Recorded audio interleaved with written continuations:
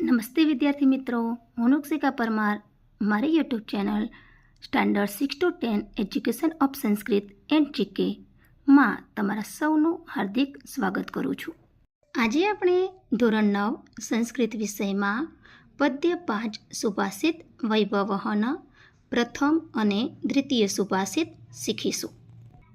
સુભાષિતોનું ભાષાંતર કરીએ એ પહેલાં આપણે પાઠની થોડીક માહિતી જોઈએ। સંસ્કૃત સાહિત્યમાં મોટા કાવ્યને મહાકાવ્ય અને નાના કાવ્યને મુક્તક તરીકે ઓળખવામાં આવે છે। જેમ એક નાનકડો મોતી બહુમૂલ્ય હોય છે, તેમ આવા નાનકડા મુક્તકો પણ બહુમૂલ્ય છે। આવા મુક્તકો સુભાષિત હોય છે।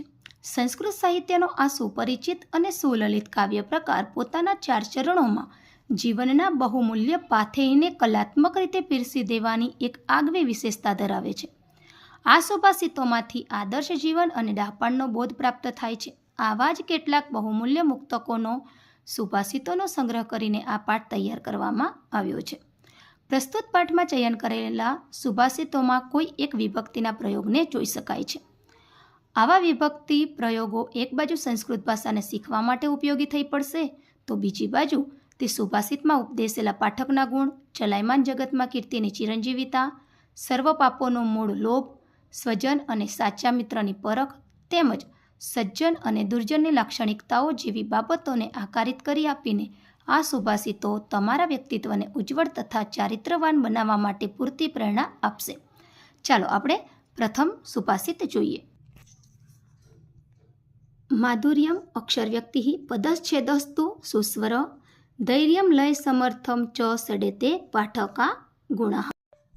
પહેલાં આપણે સુભાષિતમાં આપેલા સંધિયુક્ત શબ્દોની સંધિ છૂટી પાડીશું। માધુર્યમ અક્ષરવ્યક્તિ સંધિ છૂટી પાડીએ, માધુર્યમ પ્લસ અક્ષરવ્યક્તિ, પદચ્છેદસ્તુ પદચ્છેદ પ્લસ તુ, સડેતે સટ પ્લસ એતે, પાઠકા ગુણઃ સંધિ છૂટી પડશે, પાઠકાહ પ્લસ ગુણઃ। શબ્દાર્થ જોઈએ। માધુર્યમ એટલે મધુરતા અથવા મીઠાશ, અક્ષરવ્યક્તિ અક્ષરની અભિવ્યક્તિ અથવા અક્ષરનું સ્પષ્ટ ઉચ્ચારણ, પદચ્છેદ પદોનું વિભાજન, સુસ્વર સારો અવાજ, ધૈર્યમ એનો અર્થ થશે ધીરજ, લય સમર્થમ એટલે લય, સટ એટલે 6, એતે એટલે આ, અને પાઠકાહ ગુણાહ એટલે પાઠકના અથવા વાચકના ગુણો। હવે સુભાષિતનું ભાષાંતર કરીએ એ પહેલાં આપણે સુભાષિતનો અન્વય કરીશું। માધુર્યમ અક્ષર વ્યક્તિ પદચ્છેદસ્તુ સુસ્વર ધૈર્યમ ચ લય સમર્થમ એતે સટ પાઠકાહ ગુણાહ। માધુર્યમ એટલે મધુરતા, અક્ષર વ્યક્તિ એટલે અક્ષરોની અભિવ્યક્તિ, પદચ્છેદસ્તુ પદોનું વિભાજન, સુસ્વર એટલે સારો અવાજ, ધૈર્યમ એટલે ધીરજ, ચ અને લય સમર્થમ એટલે લય, એતે સટ આ 6 પાઠકાહ ગુણાહ પાઠકના એટલે કે વાચકના ગુણો છે।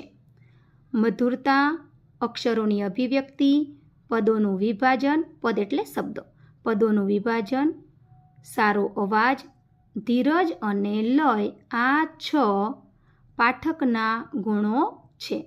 આ શ્લોકમાંથી આપણને એવો પ્રશ્ન પૂછાઈ શકે કે પાઠકના ગુણો કેટલા છે અને કયા કયા? તો પાઠકના ગુણો કેટલા છે? તો 6। કયા કયા? મધુરતા, અક્ષરોની અભિવ્યક્તિ, પદોનું વિભાજન, સારો અવાજ, ધીરજ અને લય આ 6 પાઠકના ગુણો છે। ચાલો, તમને આ સુભાષિતનો ભાષાંતર સરળ રીતે સમજાઈ ગયું હશે। હવે આપણે બીજો સુભાષિત જોઈએ। ચલમ વિત્તમ ચલમ ચિત્તમ ચલે જીવિત યૌવને ચલાચલ મિદમ સર્વમ કીર્તિરેવહિ જીવતી। વિદ્યાર્થી મિત્રો, આ સુભાષિત શ્લોક પૂર્તિમાં પણ તમને પૂછાઈ શકે છે, તો તમે આ સુભાષિત કંઠસ્થ કરી લેજો। આ સુભાષિતમાં સંધિયુક્ત શબ્દો આપેલા છે, એની પ્રથમ આપણે સંધિ છૂટી પાડીશું અને શબ્દાર્થ જોઈશું। ચાલો જોઈએ। ચલાચલ મિદમ એની સંધિ છૂટી પડશે, ચલ પ્લસ અચલમ પ્લસ ઇદમ, કીર્તિરેવ એને સંધિ છૂટી પડશે, કીર્તિહિ પ્લસ એવ. શબ્દાર્થ જોઈએ. ચલમ એટલે ચંચળ અથવા અસ્થિર. વિત્તમ એટલે ધન અથવા તો પૈસો. ચિત્તમ એટલે મન અથવા ચિત્ત. જીવિત યૌવને જીવન અને યુવાની. અચલમ એટલે અચંચળ અથવા તો સ્થિર. ઇદમ એટલે આ. સર્વમ એટલે બધું. કીર્તિ એટલે કીર્તિ, પ્રતિષ્ઠા, ખ્યાતિ, પ્રસિદ્ધિ. જીવતી એટલે જીવે છે. સુભાષિતનું ભાષાંતર કરીએ એ પહેલાં આપણે એનો અન્વય કરીશું. અન્વય જોઈએ. વિત્તમ ચલમ ચિત્તમ ચલમ ચલે જીવિત યૌવને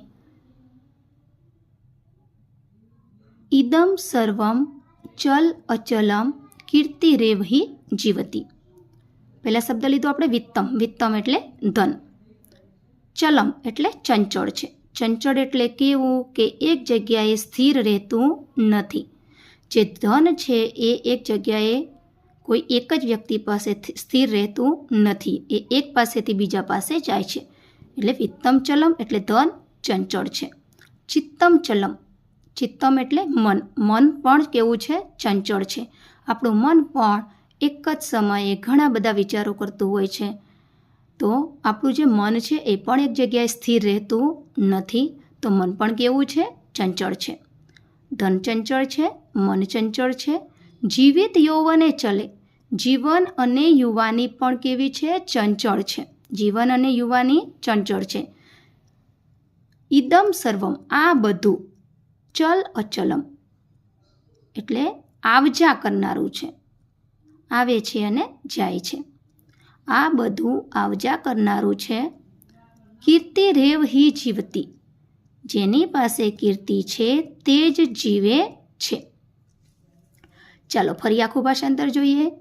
ધન ચંચળ છે, મન ચંચળ છે, જીવન અને યુવાની ચંચળ છે. આ બધું આવજા કરનારું છે. એટલે કે આવે છે અને જાય છે. આ બધું આવજા કરનારું છે. જેની પાસે કીર્તિ છે તે જ જીવે છે. જેની પાસે કીર્તિ છે તે જીવે છે એનો અર્થ શું થશે? કે જે લોકોએ કીર્તિ પ્રાપ્ત કરી છે, કંઈક નામના મેળવી છે, જગતમાં કંઈક નામ કમાયા છે, એ લોકો એમના મૃત્યુ પછી પણ દુનિયામાં એમની કીર્તિ વડે જીવે છે. કે એમની કીર્તિ જે પ્રાપ્ત કરી છે, એમ નામ કમાયા છે, એનાથી લોકો એમને વર્ષો વર્ષ સુધી યાદ કરે છે. વિદ્યાર્થી મિત્રો, તમને જો મારો આ વિડીયો ગમ્યો હોય તો વિડીયોને લાઈક કરો, તમારા મિત્રો સાથે શેર કરો અને મારી ચેનલને સબસ્ક્રાઈબ કરો.